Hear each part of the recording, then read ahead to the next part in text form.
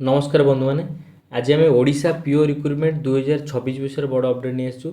सरकारी डॉक्यूमेंट अनुसार panchayat executive officer नियुक्ति पर प्रक्रिया खूब शीघ्र आरंभ होगा जाऊँगी, तेणु ये भिडियो शेष पर्यंत देखो।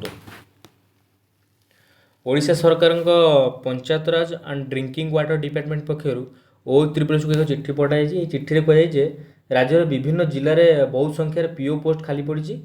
यह दिनदिष्ट पंचायत काम प्रभावित करुच्ची। सहित आसंता पंचायत इलेक्शन को ध्यान रखी सरकार खूब शीघ्र नियुक्ति प्रक्रिया सारे कहते। चिठी आउ कहुए पीओ मैंने पंचायत तल स्तर मुख्य अधिकारी भाव काम करती।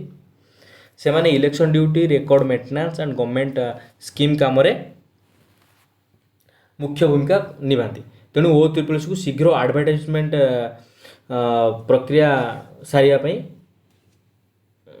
प्रकाश कर रिक्रुटमेंट प्रोसेस आरंभ करने को निर्देश दी जाएगी।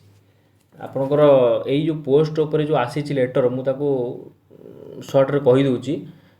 पोस्ट नेम रही panchayat executive officer. Recruitment board रही क्वालिफिकेशन ग्रेजुएशन। सिलेक्शन प्रोसेस रही written exam. Job location Odisha. एपर्यंत एक्चुअली कह गले ऑफिशियल नोटिफिकेशन आर किसी आसीनी, किंतु गवर्नमेंट लेटर अनुसार वैकेंसी खूब शीघ्र आसीपे। एबेठू प्रिपरेशन आरंभ करूँ। आउ परिश्रम ही आपन को सफलता देव।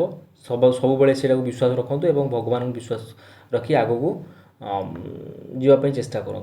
ये ओडिशा जॉब अपडेट आम चैनल को सब्सक्राइब करूँ, वीडियो को लाइक और शेयर कर दिंतु। जय जगन्नाथ।